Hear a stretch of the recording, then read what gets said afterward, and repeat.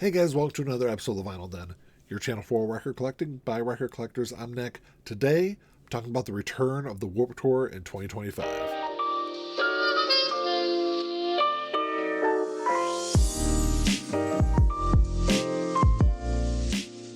There's a bunch of links down below. You got links for the Vinyl Den Facebook group, for the merch page, for the Spotify and Apple Music playlist that I put together every week, and the Patreon page. So make sure you check all that out.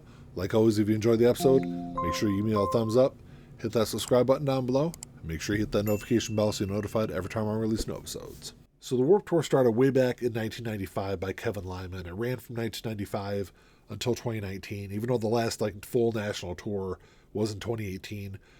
In 2019, for the 25th anniversary, I think they did 3 different stops across the U.S. But over the time span, it was the largest traveling festival in the United States. When it was first conceived, it was really kind of thought about. The way they originally constructed this was more of an alternative rock festival.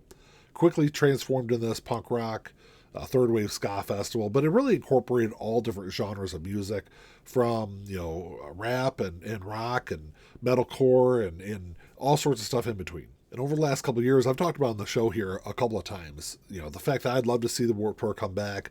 It was something I looked forward to every single year. The first Warped Tour I went to was in 1999. It was I discovered so many great bands over the course of that day that I still love to this day. But they would have never gotten the exposure that they would have without a vehicle like the Warped Tour. I don't know why, but it always seemed like the Warped Tour is held on the hottest day of the year. I think they only had a couple of times over the course of its history where they had an indoor event. Most of them were held outdoors. They're always in these big parking lots. There's never any shade. And I swear it was 140 degrees on those days. But even with it being incredibly hot, it was still always a really fun day. I enjoyed it, walking around, going stage to see all these bands, a lot of which I'd never even heard of before. So it was just recently announced the Warped Tour is coming back in 2025 for its 30th anniversary. But it's going to be a little different this time. It's only going to be 3 different stops. It is going to be a 2-day festival, each one of those stops, though. You got they're going to do a show in D.C., they got shows in Orlando, Florida, and Long Beach, California. Of course, as the recording of this video, there's been no lineups that have been announced, but they did say the 2-day tickets are going to start at $150. That was always kind of the fun thing about Warped Tour in the past. I think the first year I went to a Warped Tour, I want to say tickets were $25 or $30. Maybe they were $35, but regardless, they were definitely an affordable day. It was a lot of fun to go out and see a lot of those bands. Like I said, there was a lot of smaller bands, but there were also some big name acts also that you could go see for a relatively cheap price.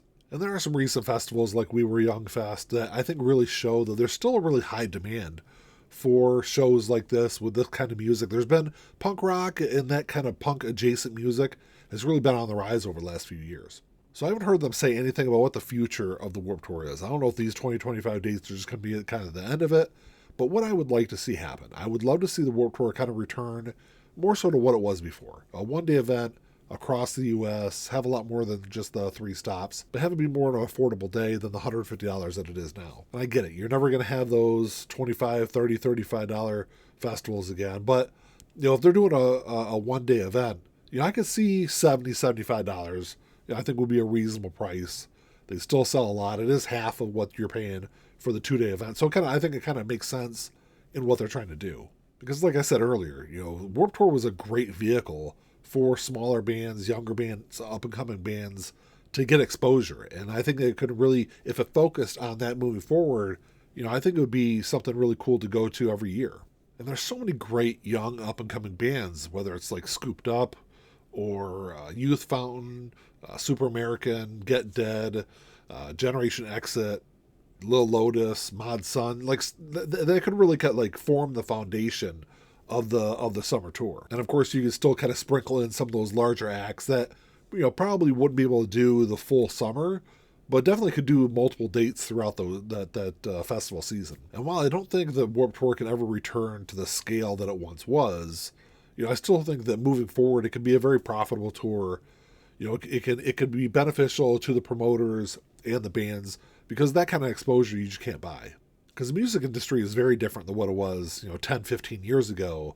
Nowadays it's all about exposure, whether it's through a festival like this or having an extensive social media following.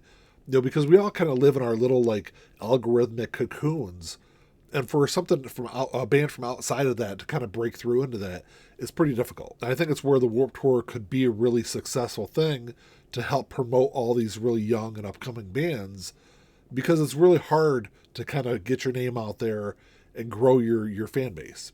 So while I'm excited about the return of the Warped Tour in 2025, I'm also kind of cautiously optimistic. I mean, I want to see what this does. I want to see the kind of turnout that they have next year. And then I want to see what they kind of do or what the plan is moving forward. Because what I fear might happen is with this $150 price tag plus, and it only being select, 3 different dates across the U.S., it's really going to limit the exposure to, typical average kids that want to go to these shows. I shouldn't say kids. I'm in my mid-40s and I'd love to go. So, I think it kind of limits the amount of people or the kind of people that can go to shows like that. But when I saw that Live Nation was going to be involved with the tour next year, I knew that there was going to be some issues. I knew that there wasn't going to be cheap. I knew that there was going to be a lot of limitations that, like I said, are going to exclude a lot of people that used to enjoy going to those shows. Because there's quite a few acts that have either really got their start because of the Warped Tour or expanded their fan base because of the Warped Tour. Acts like Paramore, Katy Perry, Black Eyed Peas, Eminem was there in '99 when I went to Warped Tour. No Doubt, Sublime, Fall Out Boy, Blink-182, like so many, and that list goes on and on. There's so many great big bands that have had a lot of success over the years, and really kind of can trace a lot of that back to Warped Tour. And over the years, I feel like the lineup got weaker and weaker as music changed, as mainstream music changed. But, ever since the Warped Tour has been gone, I feel like there's been this huge void that no one's really been able to step in and fill. Well, that's all I got for you today, guys. Thanks for checking the show out. Make sure you drop me a comment down below. I'd love to know what you guys think of this. What do you guys think of the return of the Warped Tour? What do you want to see the Warped Tour become moving forward? And do you plan on going to any of the shows next year? Like I said, it's a little expensive for me, especially since it's not really close to where I live. So, I don't know. Let me know what you guys think. Like always, if you enjoyed the episode, make sure to give me a thumbs up. Hit that subscribe button down below. That's all I got. Until next time, keep on spinning. Peace.